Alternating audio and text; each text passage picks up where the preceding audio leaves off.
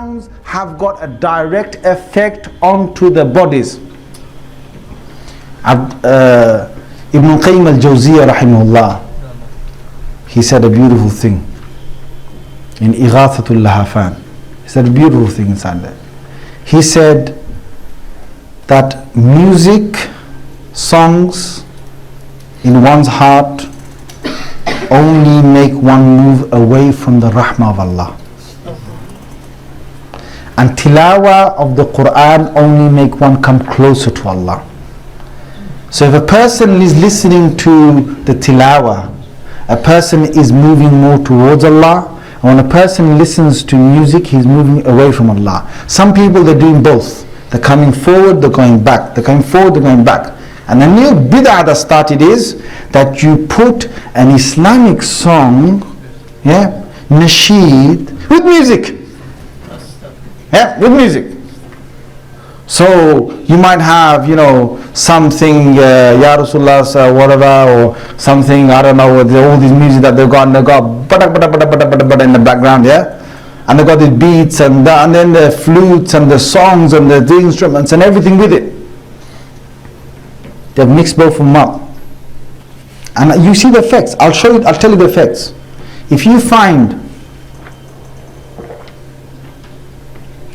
a traditional nasheed group, the original sunnah, you sit in a halaqah, you sit in a gathering, one person gets up, or one person from the crowd sings. Normally Rasulullah sallallahu alaihi wasallam used to tell Hassan bin Thabit to get up.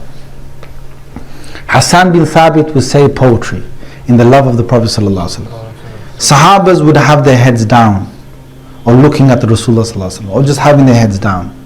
And in love of the Prophet ﷺ, they would have tears rolling from their eyes. Hassan bin Thabit would say one with love of Allah, or one of the other Sahabas would make a nasheed about Allah. Or you can imagine when Rasulullah was coming to Medina, the Tala al-Badru alayna. What was the focus, brothers? The focus is on the Prophet ﷺ coming to Medina. What happens to the bodies when they listen to these nasheeds?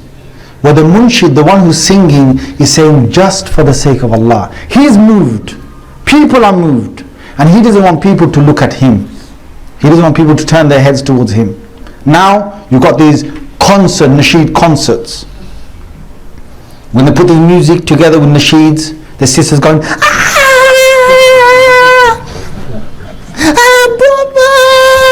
we love you, whatever. I wonder if you're married. Because I'm not.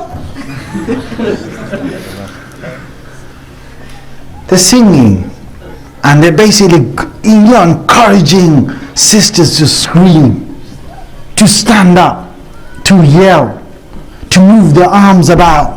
What is this? Where's the sunnah? Because, you know why? Because shaitan has basically mixed the music with it. And once the music comes in, you're going to find the body moving. It's a natural thing. Music will have an effect on the body. Nasheed and tilawah will have a different effect on the body. And you cannot be dishonest with oneself. And now a whole culture of people are growing up with both of them that are mixed. What I would ask you to do is, if you're looking for contentment, just read the Quran. And if you don't find contentment, it means you've got a heart other than the heart that is content, other than the heart that is sound and safe with Allah. You've got something inside here which is a diseased heart, or you've got sinful heart, and you just have to carry on doing it. Just carry on doing, brother, sister, just carry on doing it. Just carry on reading the tilawah every day. Just do the tilawah and do the best as you can. One day when your heart starts to clear up, you'll be emotionally moved. You will find that you're going to get tingling feeling through your body. You're going to find tears rolling down from your eyes. Allah says, إِذَا تُلِيَتْ عَلَيْهِمْ آيَاتُهُ زَادَتْهُمْ إِيمَانًا.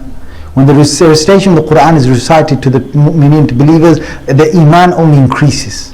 Iman increases. If you find that, Alhamdulillah, say Alhamdulillah, you've got a good heart. If you find sometimes you're not moved, sometimes you are moved, then you got both. Sometimes you're moving here, sometimes you're moving there.